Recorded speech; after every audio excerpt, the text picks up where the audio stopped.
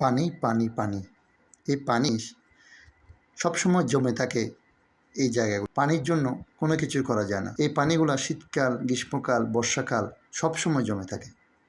জমে থাকা এই স্তূপে এরিয়াটি হচ্ছে আপনাদের দেখাচ্ছি ভদ্রহাট ছানগাতানা হইতে ভদ্রহাট মোড় এবং বাদরতলা সব জায়গায় পানি ভর্তি থাকে।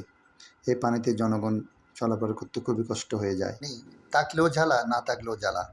এই পানির কষ্ট অনেকেই বুঝে না। এই যে সকালে যাতায়াতের সময় গাড়িতে উঠতে হয় এই পানি পাড়া দিয়ে, এই দুর্ভোগা জনগণ সবার কাছে বলে আমরা কখন এই পানি থেকে নিস্তার। সহযোগিতা চাই সিটি কর্পোরেশন থেকে, সহযোগিতা চাই সিডিএর থেকে, সহযোগিতা চাই সরকার থেকে। কোনো সংস্থাই তাদেরকে সহযোগিতা করে না। এই পানির দুর্ভোগ থেকে মুক্তি পাওয়ার জন্য জনগণ আদর আহ্বান জানিয়েছেন সরকারের কাছে। দৈনিক কয়েক লক্ষ মানুষ ভোগান্তিতে থাকে এই পানিতে। ডাস্টবিনের ময়লা পানি পারাপার হইতে হয় মানুষকে।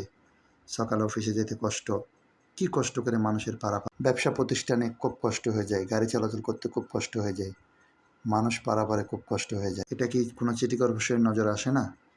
সিডিএর নজরে আসে না? সরকারি কোনো সংস্থার নজরে আসে না?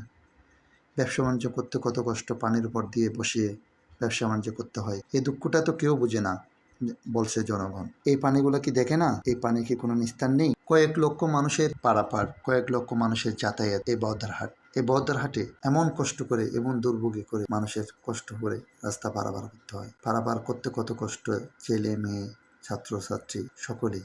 অফিসে যেতে কষ্ট, পারাপারে কষ্ট। বর্ষার আগে পানি, বর্ষা হলে কি হবে একবার বুঝুন। বর্ষাকালের অবস্থা যদি গ্রীষ্মকালে দেখা যায় তাহলে মানুষ কোথায় যাবে? সবার প্রশ্ন, এখনও তো বর্ষাকাল আসেনি। বর্ষাকাল আসলে না জানি কতগুলো পানি হবে, আবার ডুবে যাবে সেই মুরাদপুর হইতে বহদ্দারহাট। এখন যদি নালা পরিষ্কার না করা হয়, পানির ব্যবস্থা না করা হয়, তাহলে দুর্ভোগে পড়বে জনগণ।